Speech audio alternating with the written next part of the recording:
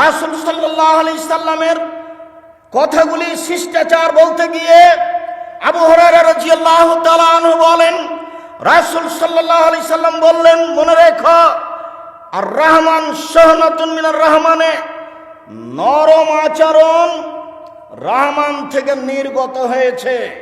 রহমান বলেন, মান অসালাকে অসালতহু, মনে রেখো নরম আচরণ তোমাকে যে গ্রহণ করবে আমি আল্লাহ তাকে গ্রহণ করব। শুনে রেখো নরম আচরণ তোমাকে যে ছেড়ে দিবে আমি আল্লাহ তাকে ছেড়ে দেব। নরম আচরণ নেই যার, আল্লাহ নেই তার। নরম আচরণ নেই যার, আল্লাহ নেই তার। রাসূল সাল্লাল্লাহু আলাইহি সাল্লাম বলেন, আয়েশা রাদিয়াল্লাহু তাআলা আনহার বিবরণ আর রাহিমু মুআল্লাকাতুন বিল আরশে, নরম আচরণ আরশকে ধরে এভাবে ঝুলন্ত অবস্থায় আছে। নরম আচরণ আল্লাহর আরশকে ধরে এভাবে ঝুলন্ত অবস্থায় আছে। নরম আচরণ ঝুলন্ত অবস্থায় থেকে বলে, মান ওয়াসালানি ওয়াসাহুল্লাহ, আমাকে যে গ্রহণ করবে আল্লাহ তাকে গ্রহণ করবেন। ওমান কাতানি কাতাহুল্লাহ, আমাকে যে ছেড়ে দিবে আল্লাহ তাকে ছেড়ে দিবেন। মনে রাখবেন, নরম আচরণ দিয়ে অনেক কিছু করা যায়। নরম আচরণ দিয়ে আল্লাহকে সন্তুষ্ট করা যায়। আবু জাহল গিফারি রাদিয়াল্লাহু তাআলা আনহু বলেন, রাসূল সাল্লাল্লাহু আলাইহি ওয়াসাল্লাম বলেছেন, মান আহাব্বা আন ইউবসাতা লাহু ফি রিজকিহি, যে চায় তার রুজি বেশি হয়ে যাক, তার টাকা বেশি হয়ে যাক, যে চায় তার রুজি বেশি হয়ে যাক, তার টাকা বেশি হয়ে যাক, ওয়া ইউনসাহু লাহু ফি আসারিহি, তাকে আল্লাহ একটু বয়স বেশি দিয়ে দেখ, ফালিয়াসিল রাহিমাহু, সে যেন নরম আচরণ করে। এই ছেলে, বলো তো কি করলে বয়স বাড়বে? নরম আচরণ। বলো তো কি করলে রুজি বেশি হবে? নরম আচরণ। মনে থাকবে না মনে হয়? যারা দিন রাত টেনশন ভোগ করছে যে টাকা পয়সা সব হারিয়ে গেল, ব্যবসা বাণিজ্য মার খেল, তাকে কি করতে হবে? নরম আচরণ গ্রহণ করতে হবে। আর একটু জরুরি, রাসূল সাল্লাল্লাহু আলাইহি ওয়াসাল্লাম বলেন, লা তারুদুল কাদারা ইল্লা দুআ, দোয়া প্রার্থনা ভাগ্যকে পরিবর্তন করতে পারে। পৃথিবী সৃষ্টির 50,000 বছর পূর্বে যে ভাগ্য লেখা হয়েছে, মায়ের পেটে যেদিন 3-4 মাস, ওই ভাগ্য যেটা লেখা হয়েছে, আপনি যদি বেশি বেশি দোয়া প্রার্থনা করেন তাহলে সেটা কেটে দিয়ে আল্লাহ নতুন ভাবে লিখে দিবেন। বেশি বেশি দোয়া প্রার্থনা করলে ওটা কেটে দিয়ে নতুন ভাবে লিখে দিবেন। এরপরে আল্লাহ রাসূল বলছেন, এইটা খুব জরুরি। পরের বাক্যে রাসূল সাল্লাল্লাহু আলাইহি ওয়াসাল্লাম বলেন, ইন্নার রাজুলা লা ইউহরামু রিজকা বিযামবে ইশিবহু, মানুষ পাপ করলে রুজি কমে যায়। এই ছেলে, খুব যথাযথভাবে কথাকে মূল্যায়ন করতে হবে। পেশাব লাগুক, পায়খানা লাগুক, কিছুক্ষণ অপেক্ষা করবেন। আমি সারা রাত বক্তব্য দিই না, কাজে আপনি আমাকে কোনো সময় বিরক্ত বোধ দেখাবেন না। আর কোনো একটা বাক্যকে আপনি স্বাভাবিক মনে করবেন না, মনে করবেন কোটি টাকা দামের। আজ থেকে খুব ভালো করে মেনে নেন। এই ছেলে, তুমি ব্যবসায় মায়ের খাচ্ছ, তুমি কথা ভালো করে শুনে নাও। মুরব্বী আপনাকে বলছে, আপনার ছেলে মেয়ে ব্যবসায় মার খাচ্ছে, জমি জায়গায় অর্থ সম্পদে মার খাচ্ছে, সব কিছু হারালো। আপনি শুনে রাখেন, আমি বলিনি এই কথা। মুহাম্মদ সাল্লাল্লাহু আলাইহি সাল্লাম বলছেন, পাপ থাকলে রুজি কমে যাবে, পাপ থাকলে ব্যবসা বাণিজ্য মায়ের খাবে, পাপ থাকলে অর্থ সম্পদ নিচের দিকে নেমে আসবে। আব্দুর রাজাক সাহেব, এই হিন্দুদের কিনে কি আছে? এই কথা বলে নিজেকে ধ্বংস করবেন না। আপনার বিচার হবে, তার বিচার হবে না। অতএব তারটা দেখে আপনার কোনো লাভ নেই, তার বিচারই নেই, তার দাড়ি পাল্লাই নেই, তার ওজনই নেই, তার হিসাব নিকাশই নাই। ফিনারে জাহান্নামে খালিদিনা ফিহা, সে চিরদিন জাহান্নামে থাকবে। এই নিয়ে আপনার মাথা ব্যথার প্রয়োজন নেই। আমি বললাম যে 4 শ্রেণীর মানুষের কবরের শাস্তি হবে না। এক, রাতে সূরা মুলক পড়ে যে। 2, শহীদ হয় যে। 3, পেট ব্যথায় মারা যায় যে। 4, জুমার দিন শুক্রবারে মারা যায় যে। তখন একটা ছেলে বলছে, ও আব্দুর রাজ্জাক সাহেব, হিন্দু যদি জুমার দিনে মারা যায়, এটার কি কোনো উত্তর হলো? খুব পাপী যদি মারা যায়, তো আপনি ওই দিকে গেলেন কেন? আপনি পিছন দিকে গেলেন কেন? আপনি এটা আল্লাহর একটা রহমত, দয়া, এদিকে থাকেন। আপনি এটা ভোগ করেন যে আমার মরণটা জুমার দিনে হলে ভালোই হয়। আজ থেকে আপনি দোয়া করতে থাকেন। আল্লাহ নবী বলেছেন, এ কথা তো আমি বলিনি। 4টার মধ্যে সহজ কোনটা বলেন তো দেখি?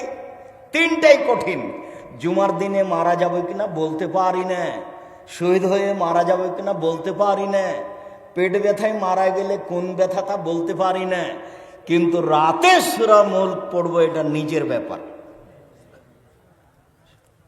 সূরা মুলকের আর একটা ঘটনা আছে। আল্লাহ নবী বলছেন, যেই সূরা মুলক পড়বে বিচারের মাঠে সূরা মুলক এমন ভাবে তার পক্ষে লড়বে, যতক্ষণ পর্যন্ত ক্ষমা না হবে ততক্ষণ পর্যন্ত সূরা মুলক যাবে না। আগে ক্ষমা, তারপরে সরা। আল্লাহ বলবেন সরো না, আগে ক্ষমা হতে হবে তারপরে। যার জন্য আপনাকে বলি, আমি কোরআন মাজিদ পড়তে শিখুন, সূরা মুলক পড়তে রাতে অভ্যাসী হবেন। বলছিলাম, সম্মানিত দিনী ভাই বোন, মানুষ যদি রুচি বেশি, মানুষ যদি তার বয়স হায়াত বেশি করতে চায়, তাহলে সদাচরণ করতে হবে জরুরি। মানুষ যদি অর্থ সম্পদ বেশি করতে চায়, তাহলে পাপ থেকে বেঁচে থাকতে হবে। যুবক, তোমাকে আমি বহুদিন বলেছি, এই মোবাইল তুমি আমার ব্যবহার করিও না। ছোট মোবাইল ব্যবহার করো যাতে ল্যাংটা মেয়ে দেখা যায় না। জাতি ধ্বংস হলো ল্যাংটা মেয়েকে দেখে, মহিলারাও ধ্বংস হলো নগ্ন মেয়েকে দেখে। অতএব পরকাল হারায়েন না এইভাবে গোপন পাপ করে। বিচার একদিন হবে এইভাবে, তখন কঠিনভাবে ঠেকে যাবেন, রক্ষা করার কেউ থাকবে না। বিপদ নেমে আসলে কেউ রক্ষা করার থাকবে না। সেই দিন আপনার একমাত্র বাঁচার পথ হবে আপনার নিজস্ব কর্ম, আপনার নিজস্ব আমল। কেউ আপনার পক্ষে সাড়া দিবে না। সম্মানিত দিনী ভাই বোন, আপনার পক্ষে সাড়া দেওয়ার মাত্র 4টে জিনিস আছে। 1, কোরআন তেলাওয়াত। 2, তাসবিহ তাহলিল জিকির আজকার। 3, সিয়াম রোজা। 4, কালো পাথরে চুমা দেওয়া, বৈধ টাকায় হজ করা, আবার রাসূলের পদ্ধতিতে। ঢাকাতে যদি লাব্বাইক আল্লাহুম্মা লাব্বাইক বলেন, তাহলে এই হজ বাদ পড়ে গেছে। আর যদি একাধিকবার উমরা করেন, উমরা করতে গিয়ে, হজ করতে গিয়ে, সেটাও বাদ। শুধু তওয়াফ করতে হবে, অন্য কিছু নয়। মানে ইবাদতের মধ্যে বিদআত ঢুকলে সব কিছু হারিয়ে যাবে। সম্মানিত দিনী ভাই বোন, আপনাকে আমি সদাচরণের কথা বলছিলাম। রাসূল সাল্লাল্লাহু আলাইহি ওয়াসাল্লাম বলেন, লাইসাল ওয়াসালু বিল মুকাফি, ওই লোকটা আমাকে ভালোবাসে তাই আমি তাকে ভালোবাসবো, এর নাম ভালোবাসা নয়। ও আমার সাথে সদাচরণ করে তাই আমি তার সাথে সদাচরণ করবো, এর নাম সদাচরণ নয়। রাসূল সাল্লাল্লাহু আলাইহি ওয়াসাল্লাম বললেন, এজা কতিয়াত রাহমাহু ওয়াসালাহা, ও যত কাটে তুমি তত জড়াও, ও যত কাটে তুমি তত জড়াও। আমি আব্দুর রাজ্জাক বিন ইউসুফ নিজেও চেষ্টা করি, সামলাতে পারি না, কুলাতে পারি না। আমাকে কোনোদিন কারোর বিরুদ্ধে বলা লাগেনি, তবে মানুষ বলে আমি এটা শুনতে পাই, দেখতে পাই, নেটেও দেখতে পাই। আমি তো দেখি না, মানুষে বলে যে দেখি আপনার পিছনে বহু মানুষ লেগে আছে। আমি কবে লেগেছি সেটা দেখাও তো দেখি। আমি প্রয়োজন মনে করি না। তুমি যাকে দেখছো পিছনে লেগে থাকতে, আমি তার নামটাই নি না। খবরদার, খুব সাবধান। কোনোদিন মানুষের পিছনে লেগে নিজেকে সফল করতে চাইেন না। মানুষের পিছনে গেলে নিজের সফলতা অর্জন করতে চাইেন না, ভুল কথা। এমনি তো এটা গীবাত, যেদিন আলোচনা আসবে সেদিন ভিন্ন কথা। আপনাকে আমি বলতে চাচ্ছি, সম্মানিত দিনী ভাই বোন, পৃথিবীতে আপনার সদাচরণ সবচেয়ে কাছের মানুষ হচ্ছে আপনার পিতামাতা। একজন এসে বলছে, আল্লাহর নবী, মা হাক্কুল ওয়ালাদে আলাল ওয়ালিদাইনে, বাপ মা ছেলে মেয়ের কাছে কি হক পায়, বাপ মা ছেলে মেয়ের কাছে কি পায়? তখন আল্লাহ রসুল বলছেন, বলো কি? হুমা জান্নাত নারকা, তারাই দুজন তোমার জাহান্নাম, তারাই দুজন তোমার জান্নাত, তারাই দুজন তোমার জাহান্নাম, তারাই দুজন তোমার জান্নাত, ওরাই তোমার জাহান্নাম, ওরাই তোমার জান্নাত। কি বুঝলেন? একটা লোক এসে বলছে, আল্লাহর নবী, আমি যুদ্ধে যাব, সেই জন্য আপনার কাছে পরামর্শ নিতে এসেছি। তখন আল্লাহ রসুল বলছেন, হাল্লাকা উম্মুন, তোমার মা আছে? তোমার মা আছে? জি, আমার মা আছে। তখন বলছেন, তোমার মায়ের সাথে তুমি থাকো, মায়ের পায়ের নিচে জান্নাত তুমি মনে রেখো। বাপ মায়ের দিকে সুনজরে তাকালে কবুল হজের সমান নেকি হয়, এ কথা মিথ্যা। বাপ মায়ের দিকে সুনজরে তাকালে কবুল হজের সমান নেকি হয়, এ কথা মিথ্যা। বাপ মায়ের পায়ের নিচে জান্নাত, এ কথা সত্য। তো মায়ের পায়ের নিচে জান্নাত আছে মানে কি? মায়ের পায়ের নিচে জান্নাত আছে নাকি? মায়ের সাথে ভালো আচরণ করলে জান্নাত হবে, এ কথাই ঠিক। আপনি দেখবেন মা একেবারে উল্টা। দিন রাত দেখবেন আপনার মা আপনার বউকে গালি দিচ্ছে, আপনার স্ত্রীকে গালি দিচ্ছে, আর বড় মাছের চাকাটা আপনার বোনের ছেলের হাতে দিচ্ছে। টাকা আপনি যেটা দিয়েছিলেন সেটা আপনার বোনকে দিয়ে পাঠিয়ে দিয়েছে। আপনি যা দেখছেন সবই উল্টা। আল্লাহ এখন পরীক্ষা করছেন আপনাকে, আপনি পরীক্ষায় পড়েছেন, সাবধান। এখন আপনাকে পেশাব পায়খানা আপনাকে পরিষ্কার করতে হবে, কথা আমি বলেছি আপনাকে বহুবার। সন্ধ্যার সময় এসে দেখছেন আপনার মা বিছানায় পেশাব করে ভিজা বিছানায় শুয়ে আছে।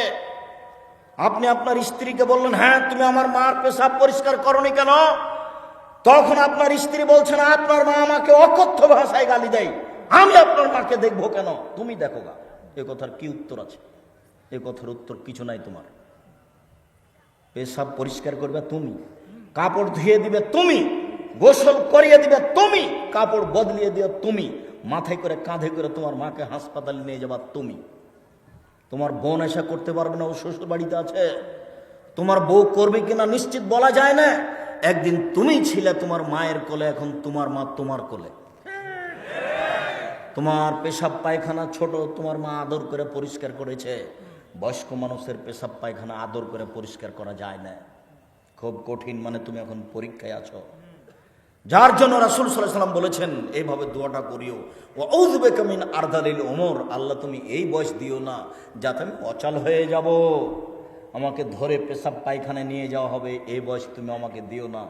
এরকম রোগ ব্যাধি তুমি আমাকে দিও না যেটা আমি বিছানায় পড়ে থাকবো, আমাকে ধরে পেশাব পায়খানা নিয়ে যাওয়া হবে, আমি বিছানায় পেশাব পায়খানা করবো। এটা কষ্টকর জীবন, এটা দেখাশোনা করাও খুব কঠিন। এরপরে আমি তোমাকে বলে রাখছি যুবক, আপনি আমার দিনী ভাই, আপনাকে আমি বলে রাখছি, মায়ের সেবা আর একজনের হাতে দিয়ে করতে হবে না, কাজের মেয়েদের করতে হবে না, স্ত্রী দিয়ে করার চেষ্টা করবে না। স্বেচ্ছায় কেউ করে সেটা ভিন্ন কথা। আপনি মনে করবেন এটা আমার জিম্মেদারি, কাপড় আমি পরিষ্কার করব। কলেজ থেকে এসে, স্কুল থেকে এসে, ব্যাংক থেকে এসে আগে মায়ের কাছে যাব, খবর নিব মা খেয়েছে কিনা, কাপড়ে পেশাব করেছে নাকি, সব কিছু দেখার পরে আমার খাওয়া আগে। ভুলে গেলেন আপনি সেই দিনের কথা? ওই দিনের কথাটা আমি খুব বারবার যখনই ছাত্রকে পড়াই তখনই আমার বাস্তবতা খুব কঠিন বলে মনে হয়। এটা কেমনে হয়? ওই যে ঘটনা, 3 জন লোক গর্তে আটকা পড়েছিল, তার একজন বলছে আমি আমার বাপ মাকে আগে খাওয়াই, তারপর আমার ছেলে মেয়েকে খাওয়াই। তো যখন উনি বলছেন আল্লাহ আমার এইটা নীতি, আমি একদিন দূরে ঘাস কাটতে যাই, গরু ছাগল নিয়ে যাই, এসে দেখি আমার বাপ মা ঘুমিয়ে গেছে, আমি দুধ দহন করে নিয়ে এসে দাঁড়িয়ে থাকলাম। আমার বাপ মাকে আমি জাগাতেও পারি না, আমার ছেলে মেয়েকে আমি খাওয়াতেও পারি না।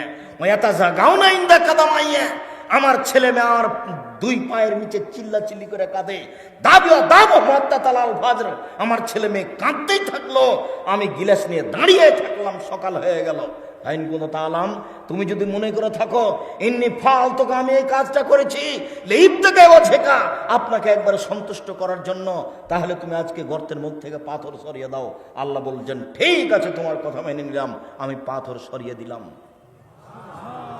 হাদিস তো বুখারী মুসলিম, কিন্তু আপনি এর বাস্তবতা দেখেছেন?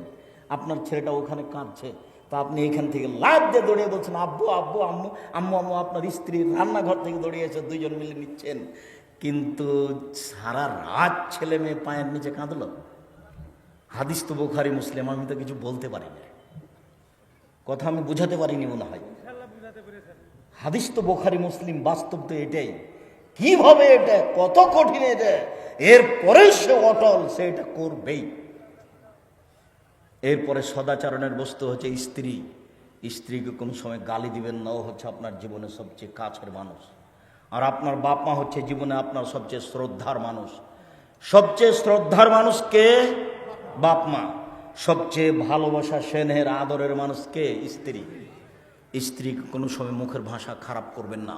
উপস্থিত বৈঠকের মুসলিম বোন, আপনাকে আমি দুই একটা কথা বলি।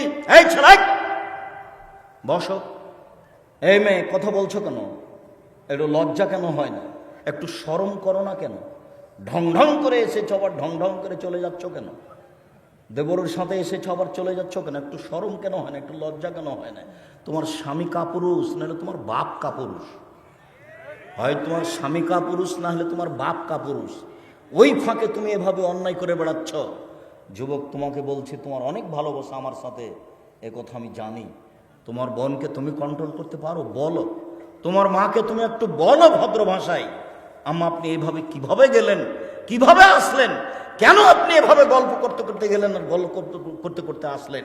ঢং ঢং করে আসছে তোমার মা, ঢং ঢং করে চলে যায় কেন? এই হিসাব কেন? ওর তো বাড়িঘর আছে, স্বামী আছে, ছেলে আছে, পেশাব পায়খানা আছে, সব কিছু আছে। এখানে একটা বসার ব্যবস্থা আছে। যদি না থাকে তাহলে দূরে সরে থাকতে হবে। আজ থেকে 20-30 বছর আগে ফুফু, মা, চাচি, খালারা যেত কেমন ভাবে বলেন তো? যখন বড় চাদর দিয়ে রাস্তায় হাঁটতো, যখন পুরুষ মানুষ আসতো, তখন তারা কি করত?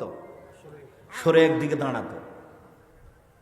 আর আজকে পুরুষ মানুষ বুঝতাম নেই, ভিড় চাপিয়ে করছে কিনা, হজ এখানে উমরা করছেন নাকি, এনে তওয়াফ করছেন নাকি?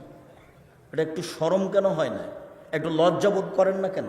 একটু ইতস্তত করেন না কেন? শোনেন, আল হায়া মিনাল ঈমান, লজ্জাই হচ্ছে ঈমান। আল ঈমান ফিল জান্নাহ, ঈমানই হচ্ছে জান্নাত। লজ্জা নেই যার, ঈমান নেই তার। লজ্জা নেই যার, ঈমান নেই তার। রাসূল সাল্লাল্লাহু আলাইহি ওয়াসাল্লাম বলছেন, অল বাদাউ ফিল জাফায়ে ওয়াল জাফাউ ফিন নার। নির্লজ্জতা হচ্ছে দুশ্চরিত্রের অংশ। নির্লজ্জতা হচ্ছে দুশ্চরিত্রের অংশ। নির্লজ্জতা আছে যার, জাহান্নামে যাবে সে। নির্লজ্জতা আছে যার, জাহান্নামে যাবে সে। লজ্জা নেই যার, জাহান্নামে যাবে সে। কথা আমি বলিনি, মুহাম্মদ সাল্লাল্লাহু আলাইহি সাল্লাম বলেন, আল হায়া মিনাল ঈমান, আল ঈমান ফিল জান্নাহ। লজ্জাই হচ্ছে ঈমান, ঈমানই হচ্ছে জান্নাত। লজ্জা নেই যার, ঈমান নেই তার। এরপরে বলছেন, অল বাজাউ মিনাল জাফা ওয়াল জাফাউ ফিন নার। নির্লজ্জতাই হচ্ছে দুশ্চরিত্রের অংশ। দুশ্চরিত্রের অংশের সাথে মিলিত আছে যে জাহান্নামে যাবে সে। এ কথা মুহাম্মদ সাল্লাল্লাহু আলাইহি সাল্লাম বলেছেন। এখনই উঠে উপদেশ নামে একটা বই পাবেন, ওই বই দেওয়া আছে। লাভবান বই দেওয়া আছে, কে বড় ক্ষতিগ্রস্ত বই দেওয়া আছে। এসব বইগুলো আমি আপনার জন্য লিখেছি, কখনো আপনি তাকে ভুল বুঝবেন না। যদি এমনি চলে যান পকেটে টাকা নিয়েই, তাহলে আমি বুঝবো আপনি আসলে ইমানদারের পরিচয় দিয়ে কাজ করেননি, ভুল হয়েছে। উপস্থিত বৈঠকের মুসলিম বোন, আপনাকে আমি রাসূল সাল্লাল্লাহু আলাইহি সাল্লামের পদ্ধতিতে বলতে চাই, আপনার জন্য জান্নাত সহজ। 1, 5 ওয়াক্ত সালাত খামসাহ। 2, সামাত সারাহা, রমজান মাসের সিয়াম রোজা। 3, আতাত বালাহা, স্বামীকে মেনে চলা। 4, আহসানাত ফারজাহা, জেনায় লিপ্ত না হওয়া। এই 4টা কাজ যদি মহিলারা করে, জান্নাতের সব দরজা খোলা। এ কথা আমি বলিনি, এ কথা মুহাম্মদ সাল্লাল্লাহু আলাইহি সাল্লাম বলেছেন। আদর্শ নারী বইয়ে আছে, আদর্শ পুরুষ বইয়ে আছে। এই হাদিস আপনি 2 বইয়ে দেখতে পাবেন, অন্যান্য বইও আছে, উপদেশ বইও আছে। 4টে জিনিস যদি মহিলারা করতে পারে, জান্নাতের সব দরজা খোলা। এরকম কোন কর্ম পুরুষের জন্য নেই। এমন কোন 4টা কর্ম নেই যে পুরুষ করলে তার জন্য জান্নাতের সব দরজা খোলা। তবে আপনি যদি বলেন, আব্দুর রাজ্জাক সাহেব, আপনি একদিন বলছিলেন, কেউ যদি ওযু করার পরে বলে, আশহাদু আল্লা ইলাহা ইল্লাল্লাহু ওয়াহদাহু লা শারীকা লাহু ওয়া আশহাদু আন্না মুহাম্মাদান আবদুহু ওয়া রাসূলুহু, তার জন্য জান্নাতের সব দরজা খোলা। তো এই কথা তো ঠিক, তো পুরুষ করলো ঠিক, মহিলা করলো ঠিক। কথা বুঝাতে পারিনি। অজু করার পরে যদি পুরুষ এই কথা পড়ে, তো জান্নাতের সব দরজা খোলা। অজু করার পরে যদি মহিলা এই দোয়া পড়ে, তো সব দরজাই খোলা তার জন্য। তো মহিলার জন্য যেটা খাস আছে এটা পুরুষের জন্য নেই। আরেকটা হাদিস আপনাকে বলি, রাসূল সাল্লাল্লাহু আলাইহি ওয়াসাল্লাম বলছেন, নবীগণ জান্নাতে যাবেন, শহীদেরা জান্নাতে যাবেন, সিদ্দিক সত্যবাদীরা জান্নাতে যাবেন, মহিলারা জান্নাতে যাবে। একটু বাক্য লাগান আছে, তবে স্বামী যদি রাগ করে তো স্বামী খুশি না হওয়া পর্যন্ত খাবে না, এই মহিলারাও জান্নাতে যাবে। সিরিয়ালে 4 নম্বরে আছে, তবে একটু কথা লাগানো আছে। 1, নবীগণ জান্নাতে যাবেন। 2, শহীদেরা জান্নাতে যাবে। 3, সিদ্দিক সত্যবাদীরা জান্নাতে যাবে। 4, মহিলারা জান্নাতে যাবে। সেই মহিলা যার স্বামী একটু রাগ করে সন্তুষ্ট না হওয়া পর্যন্ত খায় না, এরা জান্নাতের সিরিয়ালে আছে। আপনাকে আমি সতর্ক করে বলতে চাই, রাসূল সাল্লাল্লাহু আলাইহি সাল্লাম বলেন, সিনফান মিনাল আহলিন নার, 2 শ্রেণীর মানুষ জাহান্নামে যাবে। 1 শ্রেণীর মানুষ যাদের হাতে লাঠি থাকে, মানুষকে পিটায়। আর 1 শ্রেণীর নারী, নিসাউন, মহিলা, কাসিয়াতুন, কাপড় পরে থাকে, আরিয়াতুন, উলঙ্গ, মুমিলাতুন, তারা পুরুষকে নিজের দিকে আকৃষ্ট করে, মায়লাতুন, তারা নিজেরা আকৃষ্ট হয়, লায়াত খোল্লাল জান্নাত, তারা জান্নাতে যাবে না, ওলা ইয়াজিদনা রিহা, তারা জান্নাতের গন্ধ পাবে না, ফাইনাল লিহা তার লাতুজাদু মিন মাসিরাতে কাদা ওয়া কাদা, যে জান্নাতের গন্ধ 1 বছরের দূরত্ব পথ থেকে পাওয়া যায়। সম্মানিত দিনী ভাই বোন, এই হাদিস আপনাদের মুখস্থ হয়ে আছে। পুনরায় আপনাকে আমি স্মরণ করার জন্য অনুরোধ জানাচ্ছি। আপনার মাই নগ্ন পোশাকে ঘুরে, ছোট ব্লাউজ পরে আছে, আপনার বোনই নগ্ন পোশাকে ঘুরে, নগ্ন পোশাক পরে স্কুল কলেজে যায়, এখন বসে আছে নগ্ন পোশাক পরে। ফলাফল ভালো নয়, ফলাফল খারাপ। নিজের অঙ্গ প্রত্যঙ্গ জাতিকে দেখিয়ে জান্নাত কিনা যায় না, নিজে বেহায়া হয়ে চলে জান্নাত কিনা যায় না। জাহান্নাম আগে থেকে ঘোষণা আছে। মর্মে দিনী ভাই বোন, আপনাকে আমি এই বিষয়ে খুব সাবধান ও সতর্ক থাকার জন্য অনুরোধ জানাচ্ছি।